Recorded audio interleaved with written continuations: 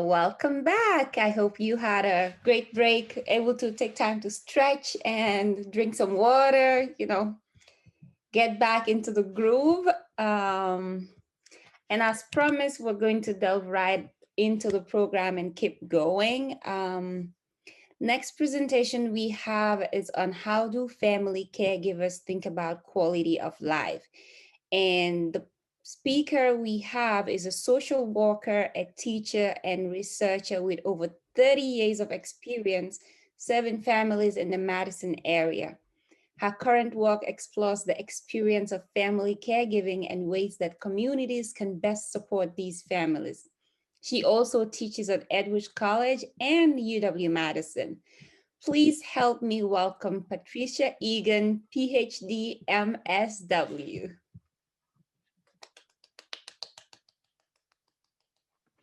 Thank you, Binta. Thanks so much for inviting me today, and thank you, Fatu, for pulling together this wonderful group of people. I'm very excited to talk to you today about a research study I helped with a couple of years ago in 2018 that tried to examine how it is that dementia family caregivers think and feel about proxy assessing, about assessing the quality of life for their care recipients. So I have a couple of slides here that'll kind of guide us through that. Can you see these slides? So just give me a little nod. Are you seeing the slides? Yes, we Yes, can. looks like, okay. Thank you for that. That's excellent. Okay, so here we go. I want to talk first about how I became interested in this as a research topic. A few years ago, I was helping my husband care for his father, who was experiencing dementia as part of his journey through Parkinson's disease. And what I really noticed about our whole family is that as my father-in-law became sicker and sicker, we became sadder and sadder. But as his dementia progressed, he didn't become increasingly sad. He became increasingly peaceful, and at some point even became kind of happy about his life. And so when we as family members were asked to evaluate the quality of his life, the quality of his care, we were always kind of puzzled about how to do that. Should we talk about how we think about his life? Because we were feeling very sad about his life. He didn't remember a lot of important things we had shared. He couldn't do a lot of the things that used to give him joy. But on the other hand, if we were to do that evaluation about his quality of life from his point of view, he was really happy about things. He believed that loved ones were still alive, who had passed. His wife was still alive and was part of his life, and he was just you know very satisfied and peaceful. And so both as a family member and as a social worker, this really made me think about things. How is it when we think about quality of life, what really goes into those thoughts? How do we really unpack those scores on those assessment instruments, those measurements? So this kind of led me to design this study. So it was part of my graduate work at the UW. I was completing my graduate degree almost at the age of 60 now. I just finished it not long ago. Um, but the background for this is, quality of life, understanding somebody's quality of life. It's a primary goal in dementia care. With progressive symptoms, maybe the person isn't going to have an easing of those symptoms, but how do we provide care in a way that maintains their quality of life? If quality of life is the goal and the outcome, then I thought, as both a family member and a social worker, we should be really clear about what people are actually thinking about when they measure quality of life. So we also know that quality of life is usually best measured by the person themselves. The person whose life is being evaluated is the best source of information for this measurement. But we know that as dementia progresses, sometimes it's us family caregivers who are called on to make those measurements. And so we call this proxy reporting. We have self-reports where the person talks about their own life, and then we have proxy reports where family caregivers may talk about their care recipient's life. And we know from other research that the measurements of quality of life, the opinions about quality of life, are going to be different between these two sources of information. that if a person self-reports about their life, they'll probably have different perspective on that than their caregivers do. So this difference, we know it exists, but we don't understand it very well. The difference is important because it circles kind of back to the first point here, that quality of life is a primary goal. And therefore, it's the point on which a lot of care decisions get made. So if we're going to be making care decisions based on quality of life, we need to really understand what caregivers mean when they assess quality of life in different ways. So that's kind of the background. That's kind of how I brought my own professional experience to my experience as a graduate student, and how I formed this particular study. So how did this study occur? I was lucky enough to work with 37 volunteers from around Dane County and the surrounding counties. And a big shout out to both Fatu and Bonnie. They were instrumental in helping me recruit volunteers for this study. So thanks to you two, and certainly thanks to anyone who might be listening today who might have been one of the volunteers. The study consisted of asking each volunteer to complete a standard quality of life questionnaire, but they completed it twice. The first time, they used just the standard instructions that don't really tell you whose point of view you should be assessing from. Should you be answering all these questions from your own point of view as a family caregiver, or should you be answering the questions from your care recipient's point of view?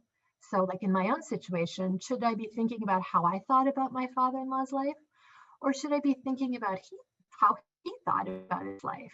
That was really unclear. So I thought if I gave people the same questionnaire under both circumstances, I'd be able to see the differences. And so then I interviewed each person about their thoughts and feelings, kind of, what went through their mind and through their heart as they completed these questionnaires. So there were three goals to this study. First of all, to understand what we as family caregivers, what do we take into consideration when we complete these questionnaires? What really goes into our thinking about quality of life of our care recipient? And then to understand the point of view used. Is it my own point of view as a caregiver? Is it my care recipient's point of view? Is it somebody else's point of view? All of this turns out to be very important in terms of understanding what quality of life means. And then the third goal was to understand the feelings experienced. So I knew for myself as a caregiver, whenever I would talk about the quality of life of my father-in-law, it would evoke some feelings that were mixed, but sometimes they were pretty stressful. So I wanted to know what this was like for other people as well. So the three goals were really about what people think about, what they feel, and whose point of view they're taking into consideration. So I'll just go through the goals and kind of summarize my results for each one. What do we as family caregivers, what do we take into consideration when we're assessing when we're proxy assessing quality of life? So here, this is kind of an interesting finding, and I want you to know this slide has a lot of information, but let's just go through it a little bit at a time. Let's look first at that top row where the writing is bigger. There was two big findings. First of all is that we as family caregivers, we integrate things about our own life into our thinking about our care recipients' quality of life. So we don't really tease apart their life as being separate from ours. We integrate the lives together as we do that measurement, as we fill out those questionnaires. And I'll unpack that one even further in just a minute. But now that we move to that blue box right next to it with the big print, we include multidimensional things about our care recipient. And what I really mean here is that there's all kinds of things about the person themselves that we take into consideration. But in both points here, integrating things about our own life and looking at multidimensional things about the care recipient's life, there were some really clear patterns across all 37 people, which kind of tells us that family caregivers think about this in a certain way. So what is it that we think about?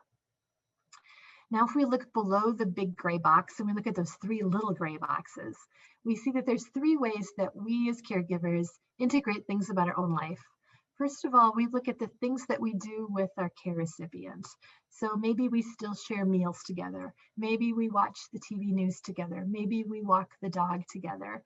I heard lots of what I'd call we-ness in how people talked about quality of life. There was a lot of shared experience, as if they were walking the journey of dementia together, that they actually shared in things on a daily basis. And so those shared experiences, the interactive experiences were commonly talked about. And the second thing that was talked about were shared experiences that they shared with other people. This was usually about family. So maybe talking about kids or grandkids or neighbors, interactions that they together shared with the outside world, outside of the home. And then that third gray box, personal experiences. A lot of people, almost everybody actually, talked about their own lives in the context of talking about their care recipient's life. I had one participant in the study say she would talk about the instructions that we used to get on airplanes, right? Back in the olden days before the pandemic, she would say, you know, that thing about, putting on your own mask before you put on somebody else's mask. She said, that's how I think about quality of life. I have to think about my own quality of life in order to provide a good quality of life for my family member. So the first thing that people think about is our own lives. The first thing caregivers think about is our own lives. And we kind of weave that into how we think about our caregiver's life. But now let's move over to the blue boxes. What are those multidimensional parts of the other person that we think about? So I found that there were four kind of patterns there. People talked about the person themselves, which makes sense. That's kind of what I would expect all of the quality of life assessment was about, was dimensions of the person. But in fact, that was a very small part of it. Dimensions of the environment was a big piece that family caregivers took into consideration.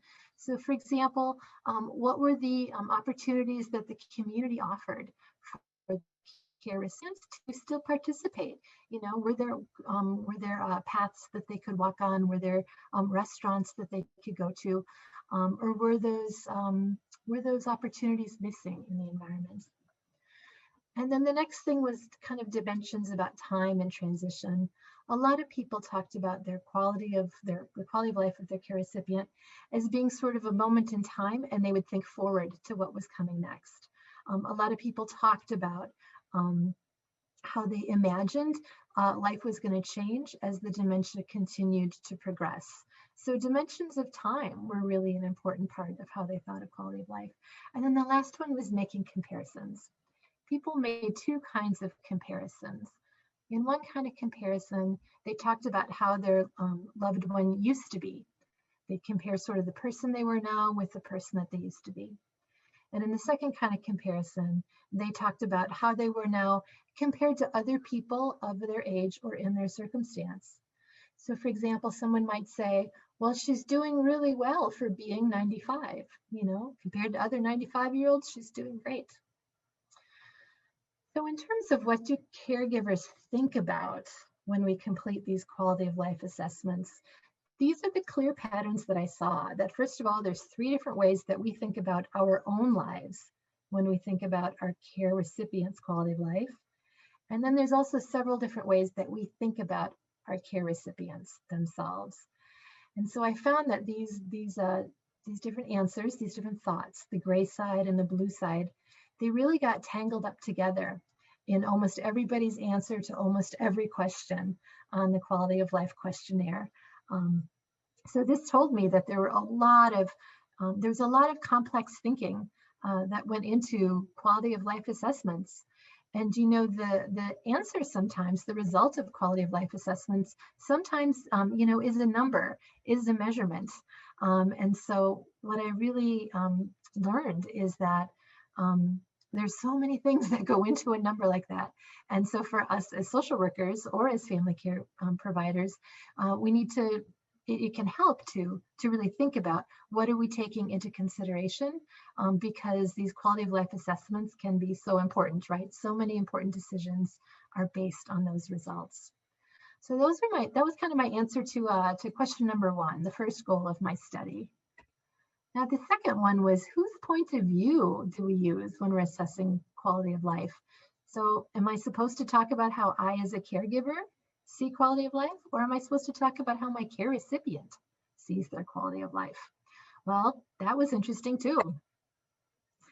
So here I found 4 different ways that almost everybody viewed quality of life. So the very first one, you can see it's 100%. So everybody used this one, and that's using the caregiver's own perspective.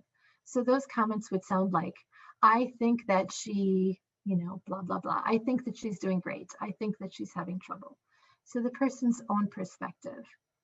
But for almost as many people, for about 3 out of 4, they would talk about the care recipient's own perspective. Well, she thinks that her life is like this, or he thinks his life is that way. So what's important about this second point is that not everybody took that into perspective. About 3 out of 4 people did. But then a big surprise was the next one, that for nearly half of the people, they used points of views that weren't even part of the caregiving experience directly. They might talk about other family members. Sometimes they talked about neighbors or community members. Sometimes they talked about other care providers.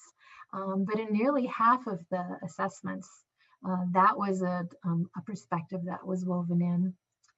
And then again, for about half, people talked about just having a Black perspective. And this is something that was a big surprise in the study, that here we are asking people to assess quality of life routinely, and in about half the time, people just say, I have no idea what to think about it. But we never really give caregivers the chance to say that, because that option isn't part of the assessment. We kind of, it's kind of a forced choice, right? That you have to choose between answers like it's good, it's very good, it's excellent. So it was important to realize that sometimes people just didn't know how to answer it. And then here's the last goal. The third goal was, what do we feel when we're proxy assessing quality of life? Because I recognize that as a caregiver myself, sometimes filling out those forms, stirred up some feelings for me. It wasn't a neutral experience, and so I wanted to know what was that like for other people. So the first thing I found out was that when we're talking from our own point of view as caregivers, we tend to feel more negative affect. We tend to feel more sadness and more anger.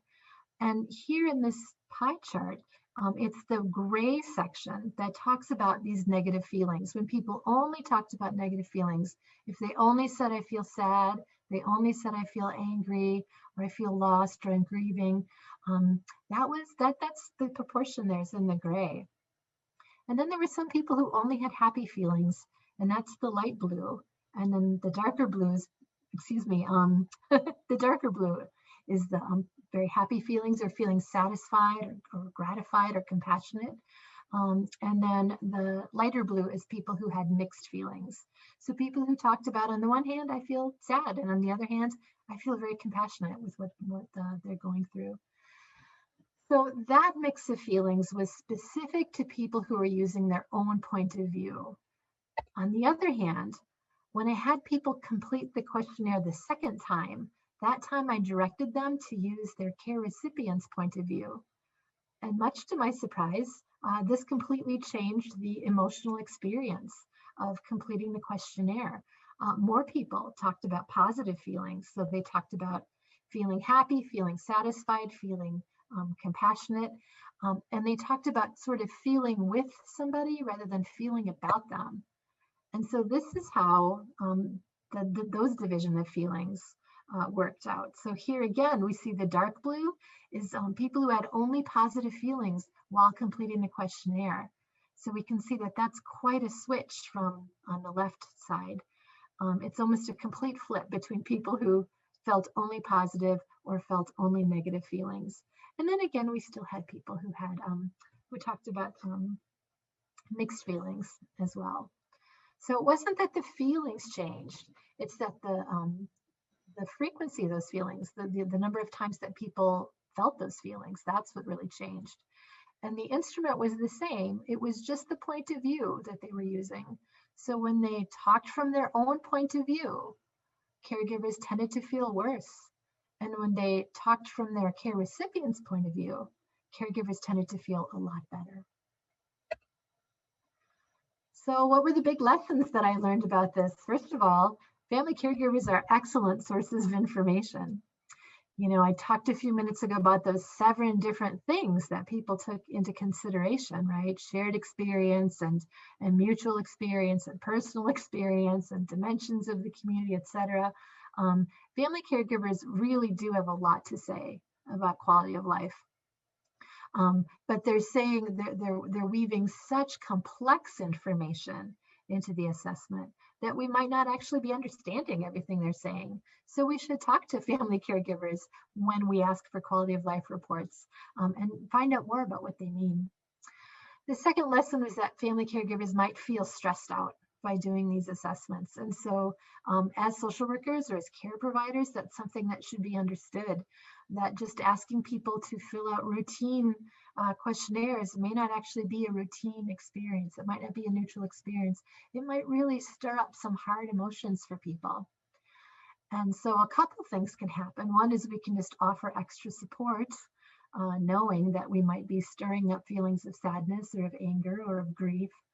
But the other thing is we might encourage people to assess quality of life from their care recipient's point of view, because we know that that tends to evoke more feelings of compassion and satisfaction.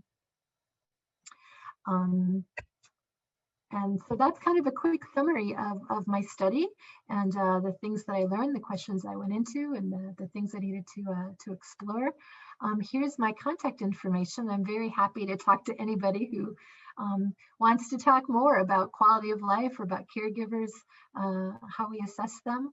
I'm very happy to hear from you all. So thank you for your attention, and thank you again, Fatu and Bonnie and Binta for all you're doing today. Thank you so much, Patricia. Can you join me in giving a virtual round of applause, please? That was really very insightful and educative. Thank you so much for everything that you shared with us today. Now is the time where we get into the breakout sessions. I know there's been a lot of reflection going on since yesterday, and people have been reflecting on the different information that we're receiving here. And I am sure a lot of us want to share and then, share what we're feeling and, talk about it. So we get into breakout groups. We hopefully can network as well when we're there, get to know each other. And let's reflect on everything we've heard since yesterday and today so far, how we feel about it. What is standing out for you? What are some of the highlights that you've gotten from these conversations? Also, if time permits, we could also share what we're doing for self-care. I know we shared a lot of those on the chat yesterday, but between yesterday and today, you might have heard something that you think, maybe I should do this as well. Maybe I could do this differently as well. So it's going to appear on our screens. Everyone would see breakout groups, and all you have to do is hit join. And once you hit on join breakouts, it will send you to your different groups. So let's see a little bit. Hopefully we'll get this right today.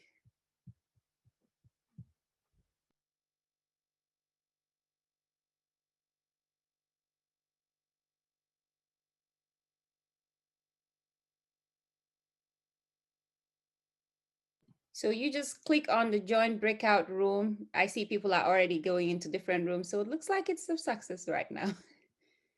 So just press on that join breakout room and it will send you to your different rooms. Awesome. Nice. And if anybody it does not see it, let us know and we will start working on that.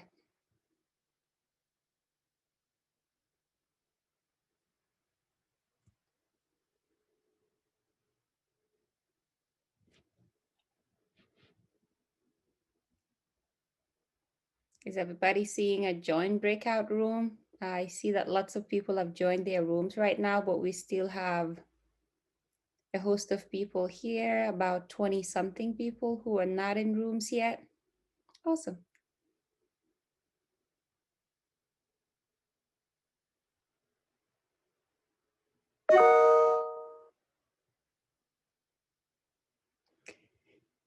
And when we get into the rooms, there'll be a countdown timer that lets us know how much time we have in these rooms.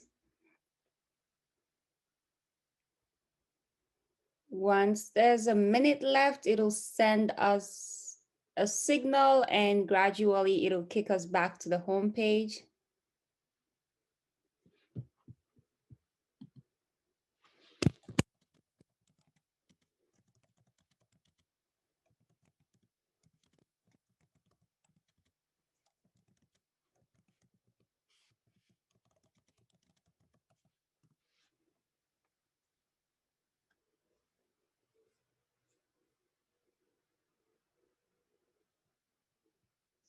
Okay, maybe I will play some music for the rest of us who are just going to stay here and not join any breakout rooms.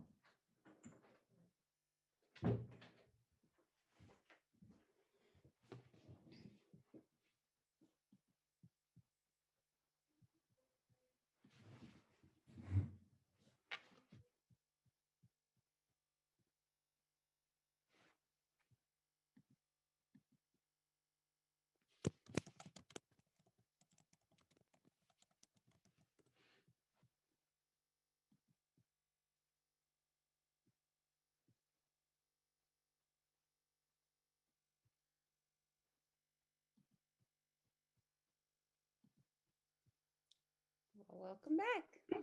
It worked. Yay. It did. That was a really great feeling. I had to tell my group, I said, okay, we got 30 seconds and we can't delay. They're going to pop you back into that room. I'm so glad we could work that out. That was beautiful. I hope people had a chance to network and connect. It's been very busy, so that outlet was necessary, I believe. So I hope we all enjoyed that.